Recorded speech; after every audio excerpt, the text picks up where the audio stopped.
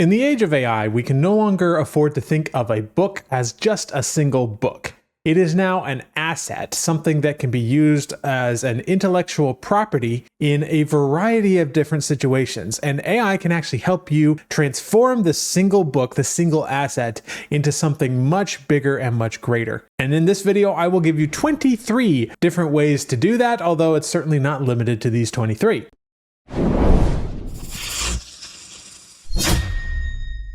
Number one is a young reader edition of your book. This is something that I've started to do right now. I'm in the process of getting the images right now for one of them, where I basically took my book and I used AI to condense it down into a more young reader version of the book so that I could read it to my daughter, who's 3 years old, almost 4 at this point, and she would be able to comprehend it a little bit better. And I don't know if that's necessarily going to make a lot of money, but I'm doing it because I really love my daughter and I really love my stories, and I would love to find a way to bring them together in a way that is meaningful. And so that's number one. And as an aside, the prompt that I use for that young reader edition is available in my prompt library, which you can get for free by signing up for my email list. Go ahead down below. You can see where you can sign up to get that prompt library for free. I don't have prompts for every single one of these 23 items that I'm going to present to you today, but I do have prompts for several of them.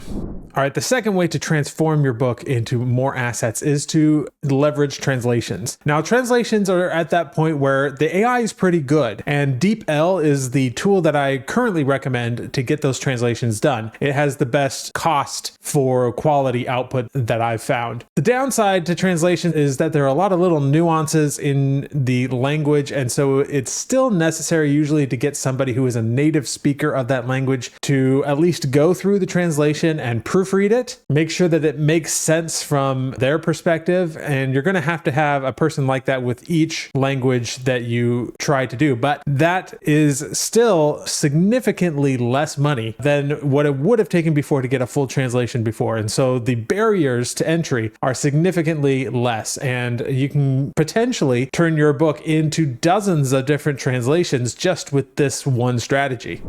My third item, and this is kind of related to the first two, is to create different rated versions. Now, like the young reader version, this is creating essentially an entirely different audience that wouldn't have existed before, but you could essentially have your PG version, your PG-13 version, or your R-rated version if you so desire. For me, I write mostly clean fiction, and I know that a lot of clean fiction readers would not like a explicit version, so this isn't for them. This is creating an entirely new audience of people that really go for the spicy stuff, or if you write spicy stuff already, you can open up a new audience with the people that really like clean stuff. And with AI, it actually becomes pretty easy to quickly and easily filter out the swear words or the spicy scenes and things like that, or to add them in if you so desire, if you're using an AI model that can do that. Now, admittedly, this doesn't work for everything. If you write explicit erotica or something like that, that just doesn't translate to clean. You can't have a clean version of that because that's sort of the point of the genre. But if you have a book where the spicy level as well as the violence and gore and everything are not really what the book is about, they're just sort of in there, then you can absolutely create a clean version of that book that would be more or less the same story, just a little bit cleaner. And that's an entirely different audience that you can now reach. I'm actually surprised that people in Hollywood, for example, have not been doing this. There have been a couple of companies that have sprung up now and again trying to take what Hollywood movie and edit it to be a little bit more digestible for the people who don't like all the explicit stuff. And that's a huge audience that they're missing out on. And those companies tried to take advantage of it. Unfortunately, a lot of those companies did not get very far because Hollywood sued the crap out of them. But I really think Hollywood should think about doing this themselves. It's a totally untapped market where they could easily make additional money just by cleaning up the films and presenting them to that audience that would prefer it that way. All right, the fourth way you can repurpose a book is to create audiobooks. Now, this one existed already, and you can absolutely continue to do that the way it's always been done by hiring a narrator, but there are AI audio narrators available now if you can't afford to do the proper human narrator. Now, for me personally, I'm lucky enough to be able to afford the occasional audiobook for my books, and so I do hire a human narrator narrator where I can, but I also produce a lot of extra material that, for instance, the young reader book, or if I'm doing my own version of a public domain book, sometimes I'll create a modern prose edition. I'll get to that one in a second. And I would like to have the modern prose edition narrated, but I can't really afford to do that process with a human narrator for all of the titles that I produce. And so in that case, I might want to use an AI audio narrator because it's a lot quicker and easier. Unfortunately, you can't really use AI audio for most platforms. Audible does allow it as long as you're using their version of the audiobook narrator, which isn't that great compared to others like 11 Labs. But if you're selling the stuff yourself directly, there is that option, or you can put it on YouTube and that sort of thing. And speaking of putting your audiobooks on YouTube, there is the fifth item that I want to bring up, and that is creating what I call dramatic slideshows of your book. And this is where you can take your audiobook, whether it's human or AI narrated, and create a slideshow of images that illustrate the scene. And you can generate these images with AI, and I do have a prompt in my prompt library that will take a chapter of your book and split it up into a bunch of different image prompts, which you can then run through Midjourney or any of the other AI art generators out there. And then you can take all of those images and string them together into a slideshow. And in my case, I'm experimenting with this right now. I'm using a tool called Immersity.ai, which you can check out, Immersity.ai, to create a sort of subtle motion and depth map with every image to create this more dramatic effect. We already know that putting your audiobooks on YouTube has been very successful for some authors. And I think if you can animate those audiobooks in this way with the dramatic slideshow, I think that could make it even better and more appealing to audiences. And if you want to take this even further, we go to my sixth way that you can repurpose your content, and that is to create an audio drama. Now, the very basic level, you can use AI to create different voices for each of the characters in your audiobook, and you can just repurpose the audiobook this way. But if you really want to take it to the next level, you can use AI to create an audio drama script based on your book, and then from that, you can narrate all of the different parts using AI, creating this dramatic audiobook experience. This one, admittedly, is going to take a bit more work to get it done right, but when done well, audio dramas can be extremely impactful for a lot of people. I know I used to listen to them a ton when I was a kid growing up. The Star Wars audio dramas are still probably the thing that I listened to the most in my childhood. Number 7, comic books. Now this one seems pretty obvious, but you can absolutely use AI to create images for your books and then add the text in and all of that. Use AI to adapt your book to a comic book script. Do whatever you need to do to make it look good, and from there you can make comic books with your work. If you've already gone through the process of creating that dramatic illustrated version of an audiobook like I talked about before, you will already have a whole bunch of images, and maybe you can repurpose those images to create a comic book in addition to what you're already done. Number 8, you can create coloring books with AI. AI is pretty good at coloring books, especially if you can upscale them properly so that they look clean. Once again, I do have a prompt in my prompt library that will allow you to put a chapter of your book into the AI, and it will spit out a bunch of image prompts. Those image prompts could be coloring book prompts if you design them that way. Number 9 is a choose your own adventure edition. Now, admittedly, this is an interesting one that would probably require a fair amount of work even with AI, but you could absolutely take your book and have AI analyze it and come up with interesting choose your own adventure options. And then AI is really good at mapping out the different adventure pathways that you could do. And so it wouldn't be that difficult to actually take a story and create a choose your own adventure book from it, especially if it's a relatively short type of adventure that ties into your book rather than takes the whole place of the book. So you can perhaps focus on a side character or something, a little adventure that they have that allows your reader to immerse themselves in the experience a little bit more because of the choose your own adventure mentality. Just remember, don't use the phrase choose your own adventure when you're publishing the book, because unfortunately that is trademarked.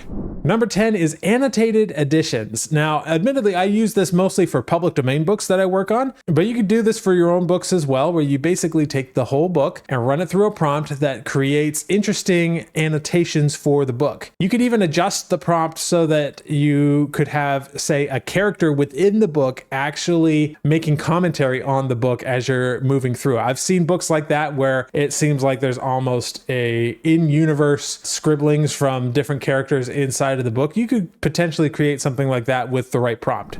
Number 11 is modern prose editions. This is another one that I use pretty much exclusively for public domain books. There are a lot of public domain books out there where the language is kind of difficult to understand to a modern reader. And so to make that barrier to entry a little bit better, I like to create modern prose editions so that the text is really easy to do. I do have a prompt for this one you can find in my prompt library down below if you sign up. This is another thing that AI is actually really, really good at, understanding the language and being able to translate that language essentially into a modern prose version. All right, number 12 is to create a screenplay or a stage play script for film or theater respectively. This one's pretty obvious, but if you are interested in adapting your book to film or the stage, this would be your first step. Number 13 is to create card games from your book. Now you can use AI to come up with interesting rule books and things around different card games that you might want to do, or you might just want to create established card games using artwork from your book and your characters. And you can of course use AI to create that artwork and then incorporate it into your cards and go from there. Number 14 is to create a story Bible / lore encyclopedia. A lot of authors are already using AI to create their story Bibles from their books. It's a really useful way to kind of catalog all of their information. But if you want to take that to the next level, format it in such a way, take your story Bible and use the AI to write basically Wikipedia-like entries that you can then use and piece together into a lore encyclopedia that you can then sell. You can even get AI to do your images for this encyclopedia to make it a little bit more engaging and exciting. And with that, you have a potentially really interesting book that readers can use. Number 15, I thought this one was interesting. This one was actually suggested to me by AI, and I thought it was a great idea. And that is poetry books. Let's say you want to actually take your story and maybe characters in your story and make some kind of poetry out of that. Maybe the character is a poet themselves and you can create poetry that they would write. Maybe it's poetry that is based on the story. Maybe there's a particularly tragic or touching moment inside of the book that you could take that scene and have AI create some kind of poem from it. I think whatever the case is, there's some really good opportunities there that you could really play with. Number 16, and I've dabbled with this one already, but it's in-universe books. I really like in-universe books. I like books that really immerse me in the story. That's one of the reasons I like Skyrim and the other Elder Scrolls games, is because they have a lot of these books inside of the game that you can read. Now, they're not particularly in depth or anything like that, but it does increase the immersion a little bit to see these things written from the perspective of characters in the story. And so you could absolutely use AI to capture the voice of a character, to write the way that character does, and then create different pieces of content that exist inside of the story itself. And I think that's a really cool thing that if you were to bring out 3 or 4 of those for every series that you create, I think readers would eat that up. Number 17 is social media stories. And I'm not just talking about creating social media content from your books. I'm talking about making it almost in-universe social media content. And what I mean by this would work a little bit better for contemporary stories. So anything set in the modern day. You could actually set up social media accounts for different characters and have them interact, say on X/Twitter. You could have different characters interact and set up ahead of time all of the tweets that they're going to put out. And then from there, create this really immersive social media experience. I've seen this done in the past, but AI would make it super easy to do, just creating those series of tweets from the character's perspective. All right, number 18 is interactive text games. Now, this is something you could set up so that readers could use the AI themselves. For instance, you could create a GPT that does this, that basically acts like a dungeon master, and then you give it the rules of your story in your book, and it can then take those rules and act as a dungeon master for that particular world that you've created. And then readers could come and interact with that GPT that you've set up as a way of kind of interacting with the game directly. And I think that's a strong potential that AI has available.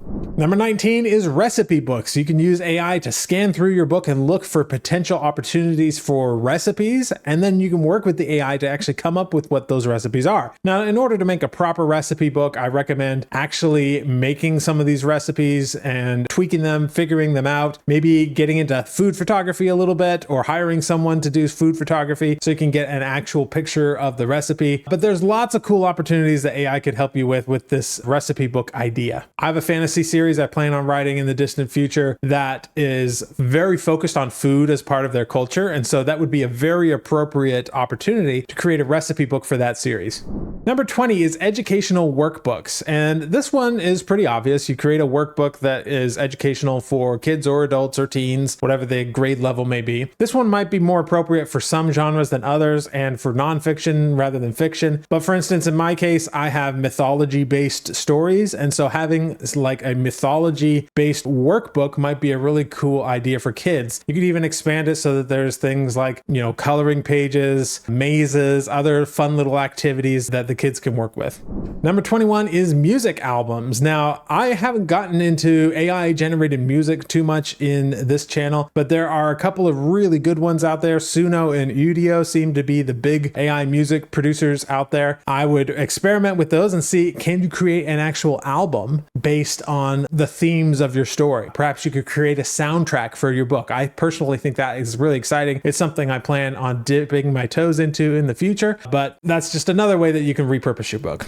Number 22 is themed merchandise. This one's also pretty obvious. You can use a tool like Ideogram to create stickers and t-shirt designs and things like that all around your book and your book ideas. And then you can put those designs on your merchandise and use them. Number 23, and this is the last one that I have for you, is AI animated television or film. Now, admittedly, this one is still kind of in its infancy. AI video is getting really good. It's not quite at the level where we could produce a full-on animated film or something like that. Well, let me rephrase that. It is good enough to do the animation, but it's going to require quite a bit of work, even with the tools that we have available with AI. Granted, it is something that is possible with today's technology for anybody to be able to go out and create a low fidelity animated film using these tools. But I think in a couple of years, it'll be even better, and there will be tools that make the process simpler and easier to do. And we'll start with animation because I think that's just easier to get away with the AI tools out there. There's too much of an uncanny valley with the live action type of AI, but we're going to get there eventually. And it won't be long before anybody with a good idea who is a good writer will be able to produce amazing film and television productions either by themselves or with a small team. And I believe this is going to completely decentralize and disrupt the Hollywood industry, opening up many more opportunities for, let's just say, niche down film and television that we haven't been able to do before. Now, already in my publishing house, I have basically a rule that every book that I release needs to have at least one alternate version. And I'm not just talking about an audio book or something like that. I'm talking about a completely new version. So for my fiction, that is right now, at least, that is mostly just talking about the young reader editions that I'm producing. Although for some of my books, I'm actually taking the audiobook and creating that dramatic slideshow that I talked about. For the public domain books that I create, I usually create two versions there as well. I have an annotated version that creates the original text with a lot of annotations, and then I create a modern prose edition, which basically rewrites the entire text to be in a more modern, friendly text. And then for my nonfiction, I don't use AI for this one as much, but for every nonfiction book that I produce for authors, I also usually produce a companion course that goes with it. And all of that goes inside my membership. And by the way, if you're interested in learning more about how to not just write with AI, but to write well and to how to publish your books and everything that goes into that process, you can go check out my membership down below. I have a link to it. It will take you from nothing, if you've published nothing at all, to the entire process of not just writing your first book, but publishing it and setting up your email and having all of the foundational tools that you need to succeed in publishing and marketing your book. Now, if you like this video, I go much more in depth on this idea of writing a book in a day, creating some of these versions very, very quickly in a video that I'll link to right here. Depending on when you see this, you might see the old version of the video, but I will also be doing an updated version of this video very soon. So look forward to that. Thanks for watching, and I'll see you in the next video. All right, the second prompt down below that Number 14 is